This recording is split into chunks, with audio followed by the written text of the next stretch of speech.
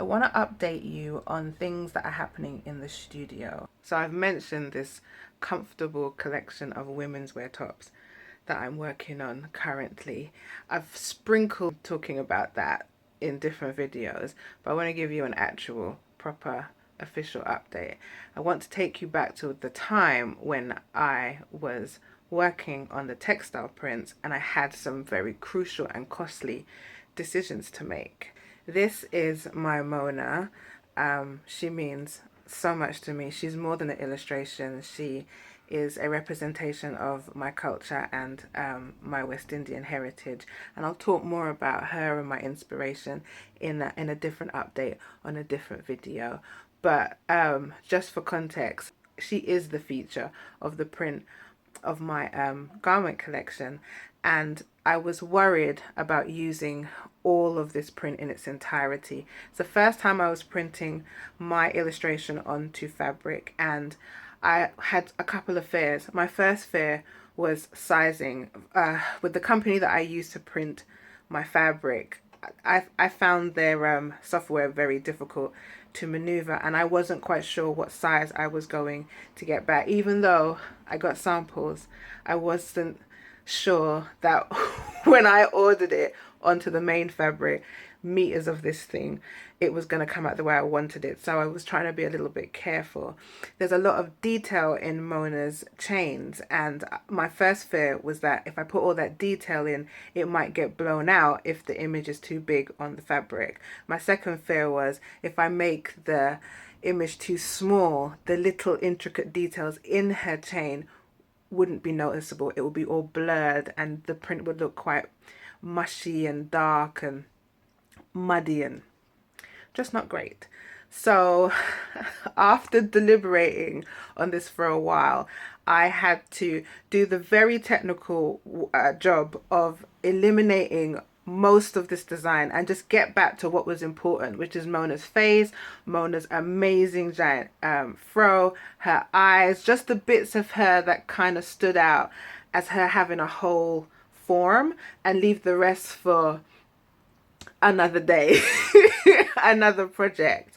Once I did all that, I then had the task of deciding, well, what colorways am I going to make this print in? Colorways, for those of you who don't know, are just the different colors, the color options the print is going to be available in. And not only is this a custom pattern print, but I'm also choosing custom colors. In my head, I knew the luxurious colors that I wanted, but while I was working on this, I just got blown away by all the different color options that I could have, and I got a little bit color crazy because I love color. I love color so much. It's so important to me and setting the right mood and tone for the wearer. But I got crazed by it, and where you'll find me right now, where I'm gonna take you to, is me having to make the decision on what colors to get printed. This is a very costly decision because everything that I decide to do at this point needs to be turned into a sample, and a fabric sample is super expensive to get printed. So I'm going to let her explain it to you because she's going to do a better job of explaining exactly why I was having an issue and the turmoil that was going on here in terms of choosing the colors. So take it away, Shad. I've come to a really interesting conclusion, and I don't, gosh, when I'm confused about something, or when something has surprised me, or when I've thought I'm gonna do one thing, and I've tried that thing, and I realize that it doesn't work, and I need to do something else, I really don't know how to speak on it. And I've had a revelation here by surprise, and I want to tell someone about this thing that I've just realized. And I thought I'll tell you because you guys want to know. I was like, who can I ring and tell that I've discovered this design thing? But I've got no one to tell because I'm a nerd and I don't have people in my family who are nerdy as me. So I'm telling you guys. So, hey. It is 5:04 in the afternoon. It's the 10th of March. And let me just show you what I've got going on, because it might be easier for me to show you. 1 second. So I'm on my computer, I'm cleaning up my Mona illustration, and I'm getting it ready to send off as a sample, for a sample, a textile sample, to get it printed up. And I have been, these are the color fabric. Let me switch, hold on 1 second. So these were the colors that I originally picked out as my tones for bringing this collection out. So I've got this nice kind of like, it's like I call it like a dogwood pink, right? So it's got a gray undertone, and it's like a very, very light rose. It's actually a very beautiful soft color. And I was like, yeah, you know, that's cool. And the first color that I knew I wanted to print onto was sorry, I'm still trying to find my words, you guys. I'm still like flabbergasted by what I've just realized. So this is the I call this color sand. Again, it's got a gray undertone, and it's got these wonderful little highlights. This is viscose jersey, by the way, and I just love these colors and the black as the colorways that I was going to bring out my Mona print. So I've scanned these into my computer, and I'm here on Photoshop. And okay, so this is the scan of the dogwood pink and the sand. Now when I scan these things, by the time I get to my laptop, they're kind of grayish and darkish, so I've had to kind of like put in some saturation, make the image lighter, but this is what I'm getting. Now I've tried to color match these against the illustration that I'm putting on here, okay, against my textile print. And then I printed it out thinking I found a really good color match. Okay, so I'm going to show you what came out. This was the color that I was trying to color match against this sand color. And I'm like, that's a pretty good match. You know, what's interesting is even on the camera, it's not like you're not getting a true picture of what this color looks like, because my camera's making it a lot lighter, and it looks like a really good match on here. But I think that my camera is adjusting for light, because this is actually a lot deeper in color. It's a much deeper sandy color. But I was like, cool, that will work. That will work. But what's been throwing me out is here. You can see on the edge of the illustration, it's got this dark outline, and that's a combination of the pencil that I used, the marker that I used to go around the edges, and also because Mona usually has dark hair. Let me show you. Hold on. Right, look here. This is Mona, and you can see her hair is black, right? So it's that a little bit of that outline is also the black hair, because this is the original print. All right, so I've given you context now. Okay, so I'm trying to color match that, and I'm like, okay, but I've got these lines coming out, and I've only got Photoshop to work with, and I managed to clean up the print as cool as I could, but it wasn't quite working for me. You know what I mean? Because I designed Mona to look like a screen printed image. It's a homage to screen printing, so she has that kind of look, right? But it just isn't working against this color. So I did another color. Hold on. I made the color a little deeper, and I was like, better, but you can still see these dark lines, and I cannot get rid of these lines without having what's called a Wacom, so to do it digitally, and Shan hasn't got that. She is not vibing like that. I need a Wacom at some point, because it will make doing my textile prints easier and rendering them, but I ain't got that. So I was like, oh, I don't know what to do. Then by sheer, I would say accident, but also curiosity, right? By sheer accident and curiosity, I decided to, because I was going through all my different Pantone colors, and I was like, well, because that's the color that I'm using at the moment, the black, right? And it works really well because the white of her face is a beautiful contrast against the black. Here, I feel like the lightness of this color is it's blowing out. You're not getting that deep, wonderful contrast. So I was like, okay, cool. Then when I was trying to find another color, I by accidentally on purpose hit on some darker colors, right? So I moved away from the pastels, worked towards the darker, using my color picker on here, because on here, let me show you, see if you can see that on here. If you, let me show you how this color picker works. Sorry, let me show you how this works.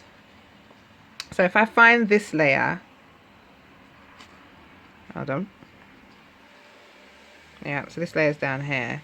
You can tap that, and then you can go to color picker, and you can change the color to any color you like, right? So I was doing that.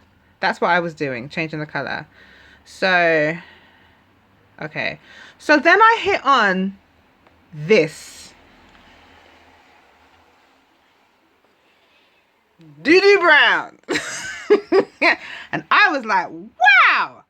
Wow. Look at that contrast. That gives me the same level of excitement as the black does. And I have just been playing around with all these different colors, okay? And let me tell you something.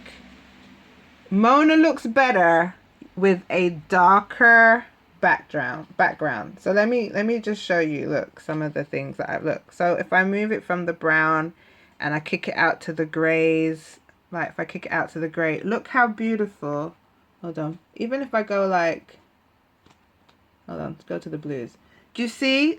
I think that she needs a darker background, which now I'm confused, because this was the color palette for the collection. This color, and black. But now I'm doing this and I'm like, whoa, you know what? She needs a darker background to really pop.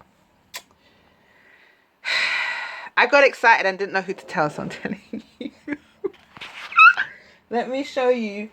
I've tried a couple of these different backgrounds, and I really like colors that have like a gray undertone. So that's a more chocolatey brown. Oh, and that's a grayer brown. And look, like she just, it like, you know, it's beautiful. I think this was the missing link. I think this was the problem why I couldn't find the right colors, because she needed dark. And now what that means is, I mean, because look at this, look, this is like a grayish brown, and I really like that kind of like, oh, I really love anything that's got a gray undertone. I really like. This is a richer brown, which I like, but now it's been printed out. I think maybe I'm going to try something a little darker. But look at that in comparison to, I know I'm talking real fast, because I'm excited, y'all. It's like when a scientist discovers something, like a new life form, and you're like, oh my God, I've just discovered this new life form. This is how I feel about design. Okay, but look at the difference between that. You know, I mean, dark versus light, I really think that the darks pop, right? What do you think? Please feel free to comment. Okay, so this is the Dram Jam. This is the Dram Jam now. I plan to use sand and the light colored pink. Okay, I planned, and in my mind that's what I was using for the, I even put out some other products online because in those colors, the face mask I've got a face mask in this color, and by the time you see this video, or maybe before, I've got hair ties in this color, this kind of pinky color, and I've got hair ties in this color, right? In my mind, that's been the color palette for the collection. But now I've seen that the darker color works better. I can't use these. I can't use these now. I can't use these now. I've done this and it looks brilliant, right? Do you know what I mean? I can't use that now. I've done this. I mean, this is the blue is going into something else. I just did the blue to show you, but you see the difference.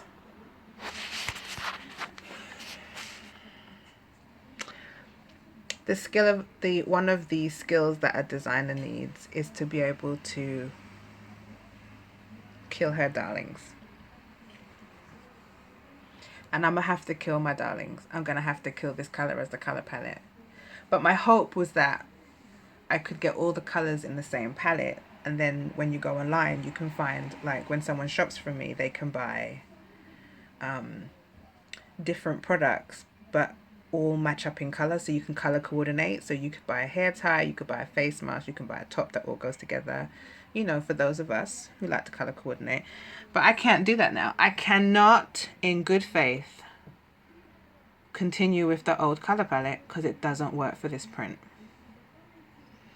It's not a seasonal thing either, because I don't create for seasons. I just don't believe in that. I really use colors that I'm inspired by, which come from either the subject matter that I'm looking at or something that I'm feeling at the time, or like an emotion. And I was definitely feeling these kind of lighter, kind of, I don't want to say pastel-y because they're still strong colors.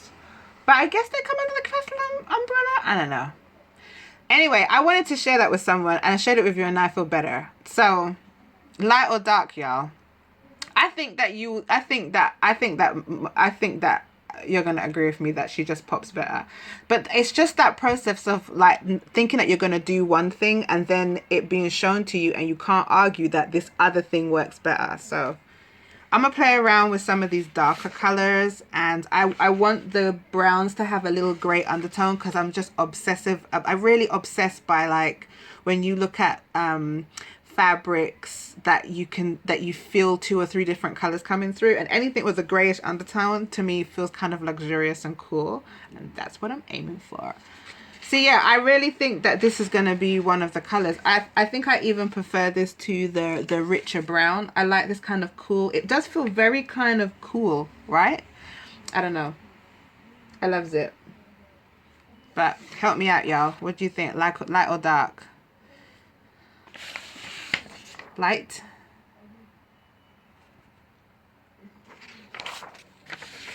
Or dark. I also hope that the lighting work is okay, because I've got my overhead lighting and it's not great to film videos, but I probably look terrible. I don't know. I'm not using my reverse camera. I'm using the back of the camera so that you can see things properly, but I'm gonna have to do, I'm really pleased with how the print's coming out because I was able to clean it up, but I just think she pops better with dark. So anyway, that's where I'm at. That's where I'm at, unicorn. I have to completely kill my darlings now. I'm gonna mourn for a little bit and then I'm gonna move on.